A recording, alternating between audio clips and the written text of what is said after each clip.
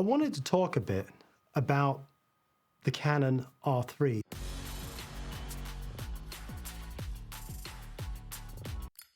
I've recently acquired this camera. I've only had it for about a week. Today, actually, well, Saturday is when I got it.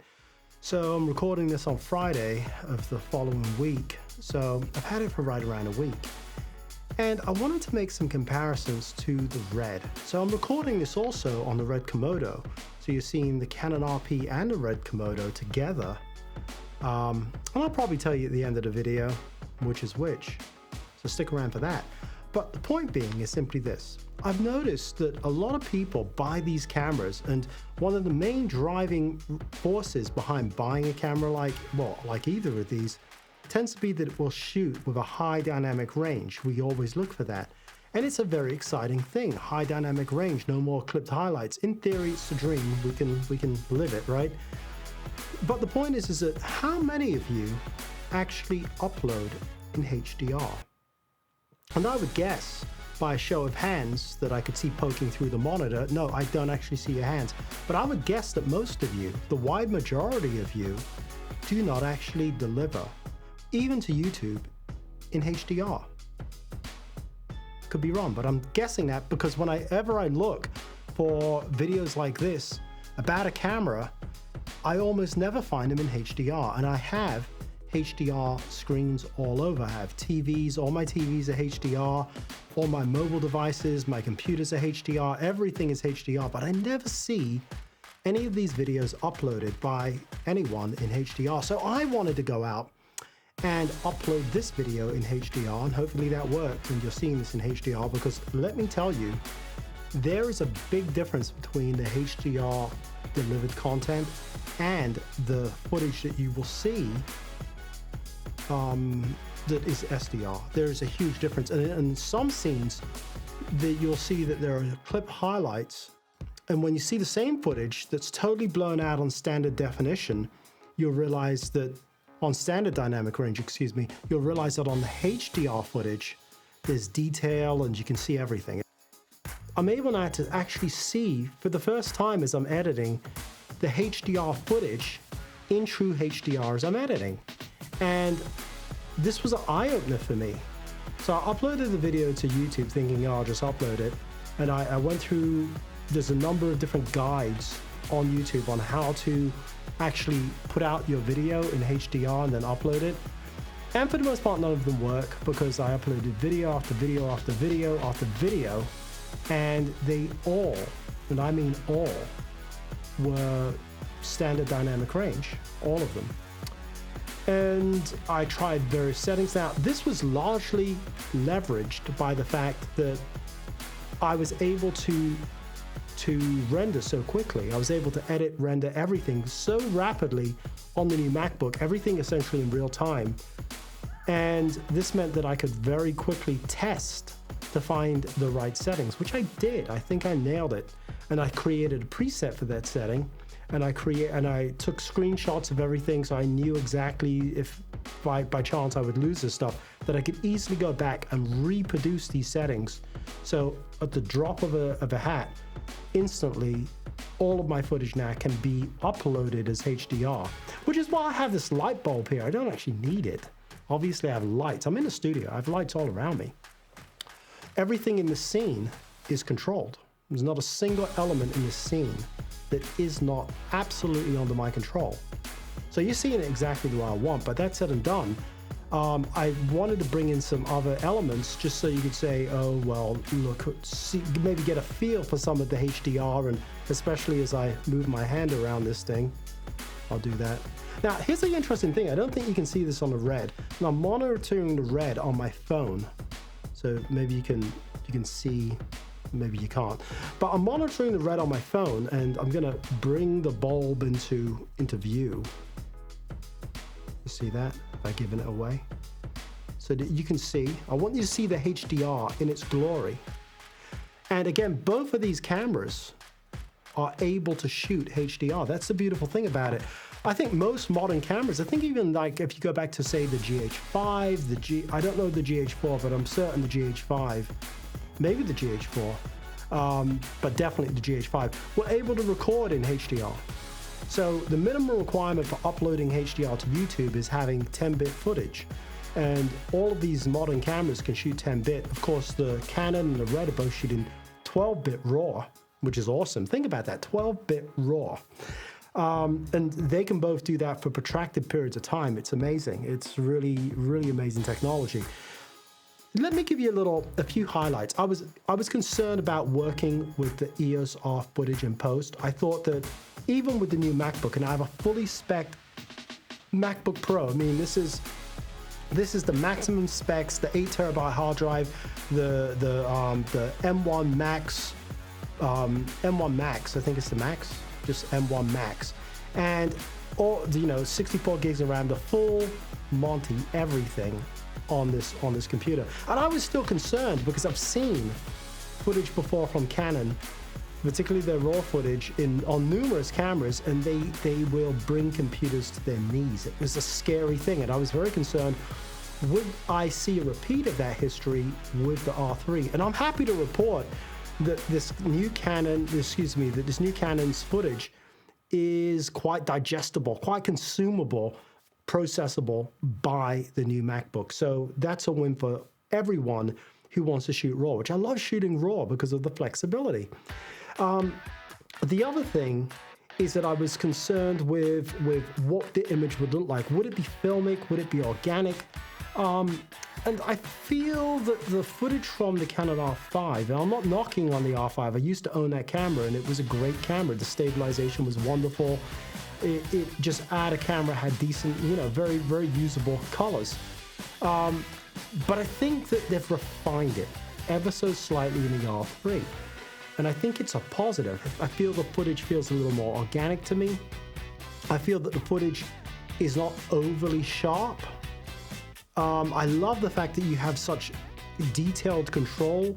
Some of these cameras will record, say, ProRes RAW, and when you get them into post, you find that you really don't have a lot of control. There are things missing, like controlling the ISO in post, like controlling the white balance in post, and those are two things that you really do look for in RAW. But the Canon RAW actually has a lot of control, so I'm all for that. It reminds me of the Red in many ways, that the Red has a lot of control, the Canon has a lot of control. As a matter of fact, when I work with the Canon footage, I don't really feel so much like I'm missing out from working with the Red footage. They both have a lot of control. Honestly, these two cameras are close. They are, I mean, they're physically close because they're next to one another, but they're close in features as far as on the video side in many ways. Now, things that are serious omissions on the Canon side, and I don't know why there are omissions because I don't think they need to be. I would love an open gate mode on the Canon because then I could work with anamorphic lenses, and well, I can still work with them. Of course, I'm not able to use the whole sensor height. The whole sensor, I guess it would be the whole sensor height because it crops in, and that sucks. That plainly sucks. There's no reason Canon, hello, give me that feature.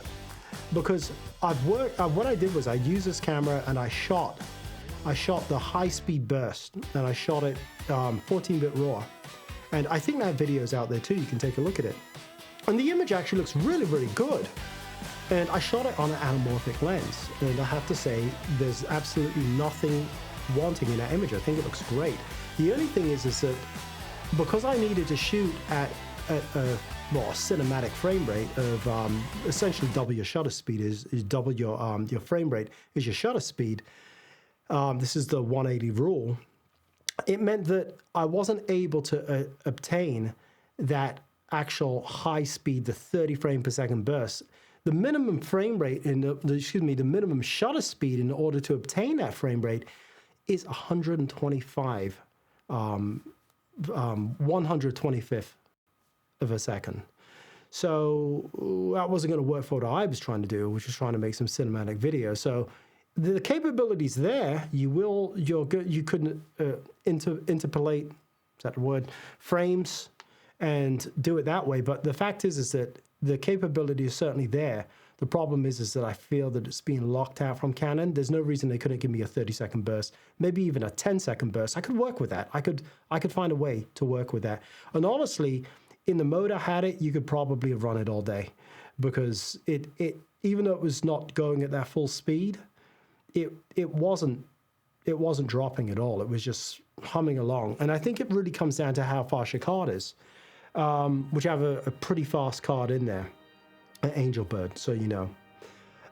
So that said and done, both of these cameras, I want you to really scrutinize the footage and tell me, is there much between them? I really don't think there's going to be. I haven't seen it. I'm watching this right now. All I'm seeing is what's displayed in front of me, and I'm seeing the two cameras staring at me, and they have the same lens on. I mean, it's two copies. Well, let me clarify. One of them has the RF version, and one of them has the EF version of the 70 to 24 to the 24 to 70. So they essentially have the same lens. And I've tried to set up the framing so that they are more or less close to one another. The only difference is because of the proximity of the cameras, I wasn't able to fit this thing in both frames. So one of them has it. Can you see which is which? What does it look like? What does it look like? Is it good? Does it look high dynamic range? Is it high dynamic range? Are you seeing that? I don't know. Anyway, the bottom line is simply this, is I wanted to give you a taste of both of them. And I want to really spend a little more time with this R3. I find this R3 is, to me, is bringing back some thoughts, kind of nostalgic thoughts of when I owned the Canon 1DX Mark II. And that camera was brilliant. It was so very good that I honestly felt a lot of the time like it was so good I was cheating. That the footage I was getting from it was just so amazing. And the video, not just video, I'm on about stills primarily, but the video looked very good too. It was just really easy, and it was only 8-bit, by the way, but it was really easy to get a nice looking photo from that camera. It was so good that I really felt like I was getting these really good photos, and I thought that it didn't count because the camera was doing it all. And of course, if you've ever played with a Leica, you have to do everything, and it's hit and miss. You really have to dial everything in. And if you're looking for, I have a video, and I have one of my thumbnails is a dog, my dog, Nikki. She's jumping up and she's catching a frisbee. She's like, she's catching this frisbee. And there's no way you're gonna get that kind of shot with a Leica. Pack it in, do not apply, it's not gonna happen. Or any manual camera, you really need this kind of level of autofocus. Any of these modern cameras, whether it's the new Nikon Z9, I'm sure it's going to be amazing. It's going to be, or you're looking at the Sony, any one of the Sonys, especially the fast ones, like the A1, I guess the A9 also would fall in there. They're going to probably be good enough to do it. But the thing is that any one of these cameras is going to have that capability, but you need that kind of capability to get those kind of shots. Or you just need to have the luck of the Irish, I guess, and just click and you just nailed it. I don't know. But I don't have that kind of luck, so I actually need the help of a real autofocus system. Now, looking at these two cameras, I have taken stills with the Red. And some of you may be saying that's crazy, but if I'm not mistaken, it's DSMC, Digital Stills Motion Camera, is motion cinema camera is what it actually is. So they've designed it to take stills, although a few people do, I would imagine, but you can actually do a frame grab from the Red, export it as RAW, go into Lightroom and edit it. I've done it, and the images weren't bad. The only problem with that is it's kind of like dealing with the Leica, in that you're dealing with a very manual system in a lot of ways. If you're looking for the creature comforts that you would have on any of the modern flagships, you're not going to find them stills-wise in a Red. It just doesn't exist. But that said and done, we're talking video today. And with the video side of these, I really love both these cameras. If I had to pick, I would go crazy. I wouldn't know which to pick. If I could have only one, there can be only one, and it had to do everything, well, that's easy. It'd have to be the Canon, because the Canon, I'm quite certain, is going to give you, and well, you'll have to comment below. I'm quite certain that the image from this Canon is going to be impressive. If you're thinking about the R3 or the R5 and you have the pocket for it, go with the R3. I think it's a better camera. It's a better camera for numerous reasons. It will run for 6 hours straight doing video. It can actually record video for days. I mean, according to, depending on what card you have. It doesn't overheat. It's a great camera. The only drawback I'll give you, really something that irks me on the R3, it's the power supply. If you want to plug this in and use it like you would the Red, and just you know, powering it off AC, that power supply, and the older ones don't work. The power supply for the R3 is going to set you back about $700. I know, because I have it. It's plugged in right now, but oh my God, to me, it just sounds ridiculous for a power supply, because I swear it shouldn't be more than, say, $100. And that would be expensive, but it is $700 by the time you're out the door with tax and everything. Oh my God, it's ridiculous.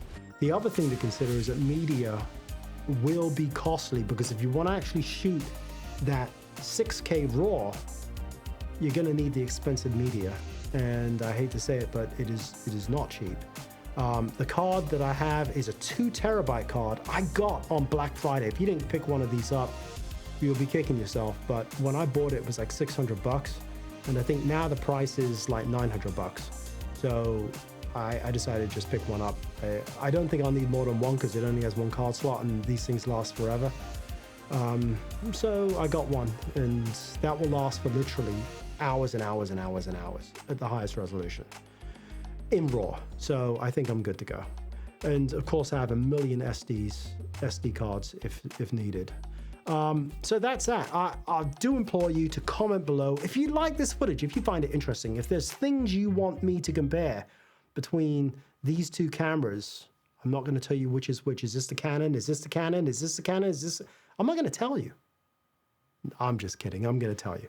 As a matter of fact, I'm going to tell you right now. For those of you that were wondering, before I go, I'm just going to let it out. This is the Red, and this is the Canon R3. They look good, don't they? If you enjoyed this content, feel free to go ahead, like, subscribe, and hit that notification bell, and I'll catch you next time.